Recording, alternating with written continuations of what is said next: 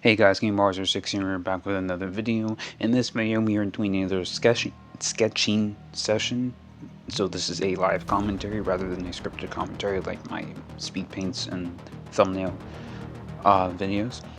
So in this one, this sketching session, there isn't any challenge or anything to it. I randomly decided that I wanted to do sketches of Nana Shimura from My Hero Academia. This was influenced by watching episodes 18 and 19. I talked about this in, don't remember what video it was. I believe it's the Random Thumbnails by video that came out just Monday, in which episodes 18 and 19 came out simultaneously. So in those episodes, we get the explanation that essentially Deku can't pass on one for all to a normal person, and by normal, meaning someone with a quirk, because 80% of the population in My Hero Academia are born with quirks, and 20% aren't, so 1 in every 5 people. There is no statement for like what percentage of Japan's population specifically are quirkless. These obviously the 20% is the world population, not Japan specifically. And this world of My Hero Academia is based in the real Earth, which is why, yeah, the United States, all those countries exist. The series specifically focuses on Japan though, because that's where Izuku lives. So, and that's where most of the major stuff's going down. But anyway, I randomly got inspired to draw her specifically. She is in my list, the list of 300 plus characters I have. So in my next sketching session, where I'm drawing random characters, there is a chance I may roll her again. So if that happens, then I'll create another sketch, and that'll be my 5th one. At the time of recording this video, I don't have any desire to continue sketching Shimura, but that might change. So I did try to do a Mandalay sketch, but I ended up not liking it, so I just scrapped it entirely. So yeah, we don't know much about Nana Shimura. I was going through the wiki so I can find episodes of her appearance so I can get reference shots for her, and something in the wiki kind of stood out to me.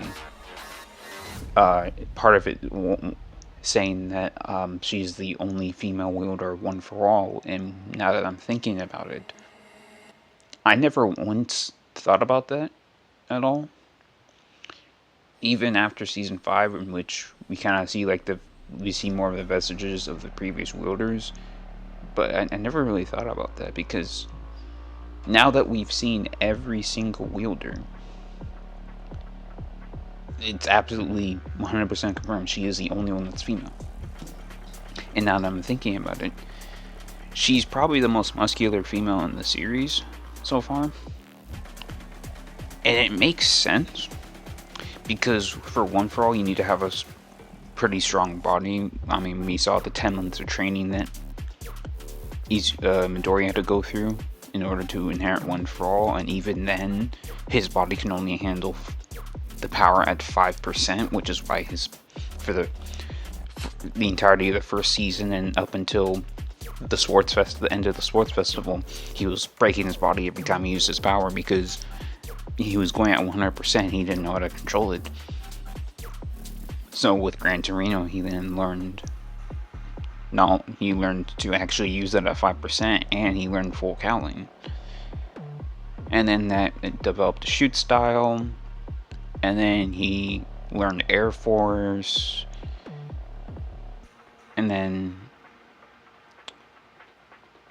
we got Black Whip, we got Float, we got Danger Sense, we got the 6 wielders,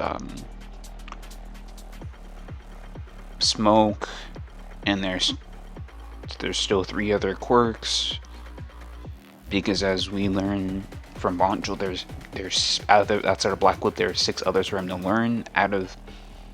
So he's learned 3 out of those other 6. There's still 3 more that he's yet to manifest. And what I'm thinking about it, from the sounds of the episode 20, it seems like in part of manifesting the quirk is the user of the quirk being willing to allow Deku to use it. Because Banjo, Hikage, and the one with the smoke quirk all agreed to help Deku. I mean, at the end of the day, Deku has to be the one to defeat Shigaraki and All For One. He's the only one who has the potential to do it. As he is right now, I don't think he stands a chance against the both of them. I don't even think he stands a chance against Shigaraki, because Shigaraki's pretty damn powerful. I mean, we saw what happened during the major fight. With the help of Genius, Endeavor,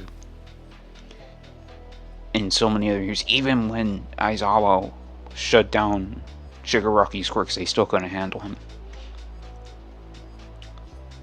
So, as of now, there's no way Deku stands a chance against Shigaraki alone, and that doesn't even include All For One, who has a copy of All For One, which means he can use the same quirks that Shigaraki has, with exception to Decay, of course.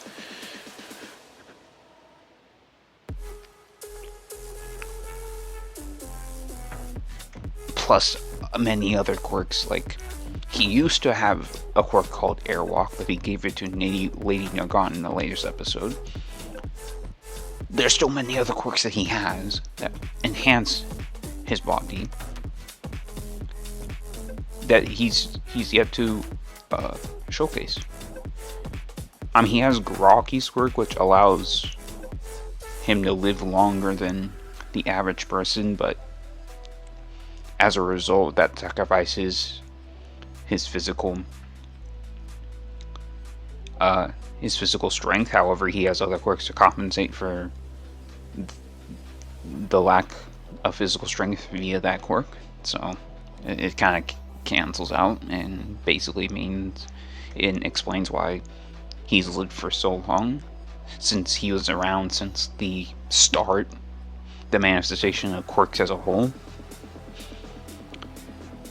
I don't know why I'm just talking about My Hero Academia as a whole and not talking about Nana Shimura specifically, but yeah, as I said, understandable that she's the most muscular female in the series so far.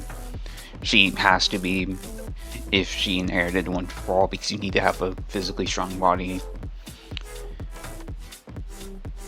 I would like to know the story about how she inherited it, because we get to see the story of how All Might inherited it, who's the symbol of peace, or was the symbol of peace. And then, obviously, we're watching the story of Midoriya, who's the main character, but we don't really get to see or understand the story behind every other person. Obviously, All For One's brother was born with the quirk. He gave it to one of the first two. He gave it to the first wielder outside of himself, and then it just went on from there. So there's still a little bit of mystery, and I'm sure those of you who are watching are fans of My Hero Academia, and even if you're not, I'm still gonna talk to you guys as if you are. It seems this series is gonna finish soon, because in episode 18 and 19, it's stated by Deku that we're going into the final act of the series of how he became the world's greatest hero. I don't know if the series is gonna finish in this season, because a lot of stuff would need to happen in 5 episodes. So I doubt it's gonna be finished that quickly. So I think it's probably the 7th season is going to be the last. And if that is the case, and the 7th season is the same length as every season outside of the first, so 25 episodes, that means the series as a whole will be, let's see, 25 times 6 is 150 plus 13, so the series as a whole will be 163 episodes. If this goes into a 7th season, and the 7th season is a full 25 episodes like every season past 1. So honestly, I'm looking forward to seeing what happens next. This turned into more of a My Hero Academia commentary rather than a Shimura commentary, but to be fair, we don't know much about her other than the fact that she was one of All Might's teachers or mentors, like Gran Torino was. So I'm gonna leave it at that, and I will see you guys in the next video.